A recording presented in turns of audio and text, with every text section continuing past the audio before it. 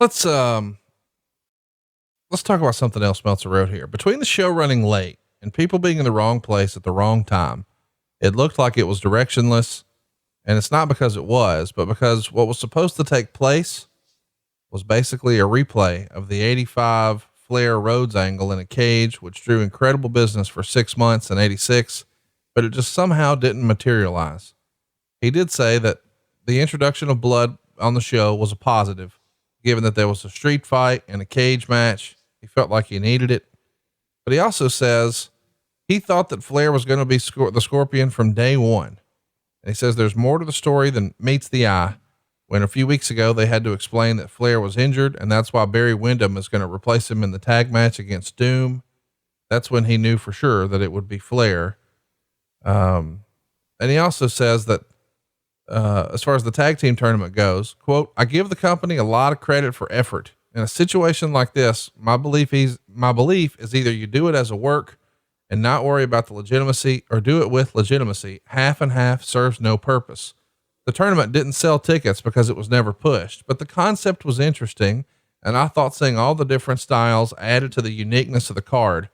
If there weren't so many injuries, it might have been even better, but tournaments don't really work well on pay-per-view.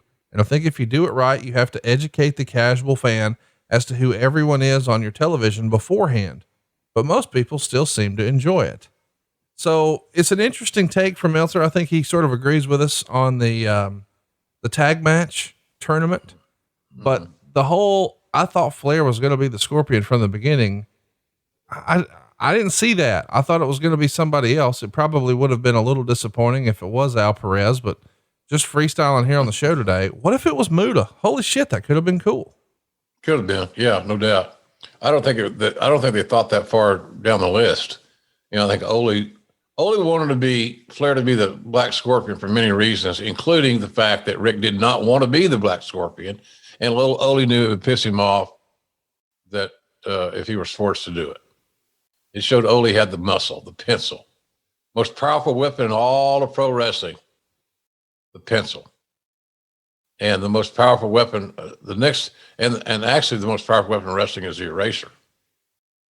Right. That's what Watts told me one time. I was a naive kid working in the office. Hey, Bill, what's the most powerful, what's the most dangerous weapon in wrestling? Cause I'm thinking he's going to tell me it's a pile driver or some kind of sleeper hold or some shit, something. My imagination as a kid in the business.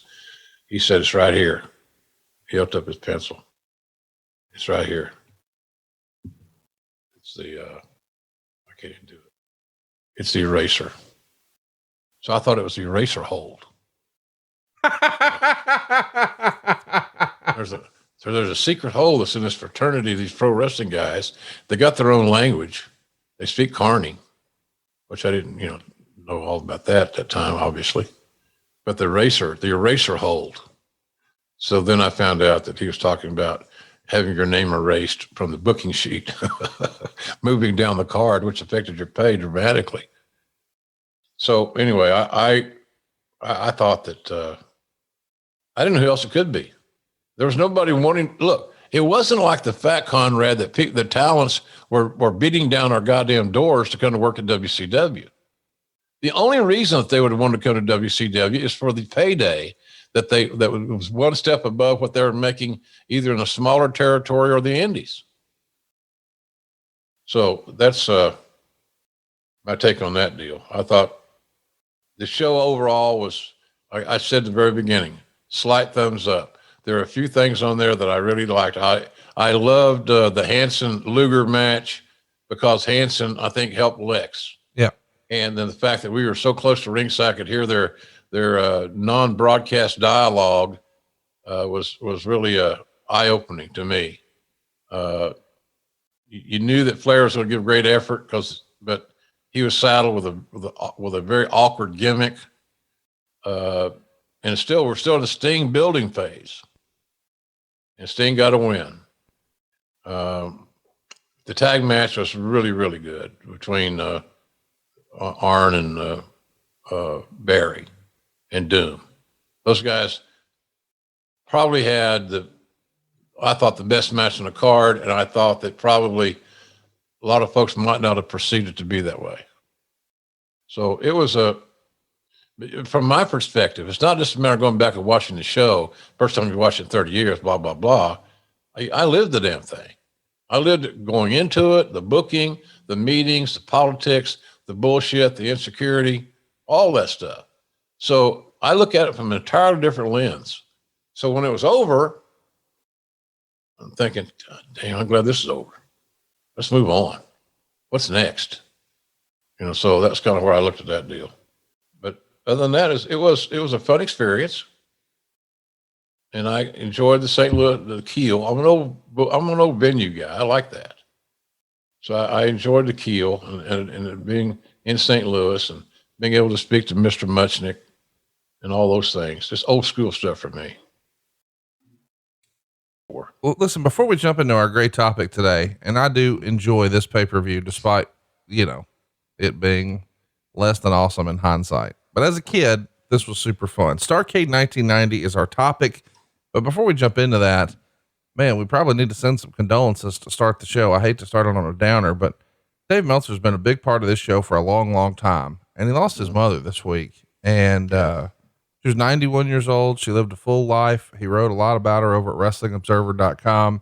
And despite what you may believe, from some of my other co-hosts, and I understand, their position, my goodness, Dave Meltzer is a hardworking man and everybody loves their mama and nobody wants to see that come to an end. And our heart goes out to Dave because this has got to be tough to lose a loved one like this. Yeah. Especially this week. Right. Christmas week, as you referred to earlier. Yeah. Our business, picadillos regarding somebody stops when they lose a loved one. Yeah. A spouse or a parent or whatever. I don't think our guys are, I know Eric doesn't like him. I don't guess Bruce likes him. But nobody wants anybody to lose their mom. No, hell no. I don't agree with everything Dave writes. I don't agree with some of his philosophies. He's a little bit more flying and athletic, acrobatic oriented at times than am I. But what the hell does that mean? Right. What's that got to do with his mother passing away? Right. Nothing. Exactly. Zero. So we need to get over ourselves and swallow our massive egos from time to time and send condolences to a guy that's contributed a lot to our business. Mm-hmm. For many, many years.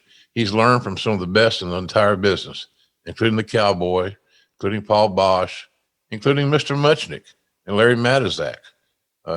Dave had great mentors. Where they were intended to be mentors in the beginning, I don't know.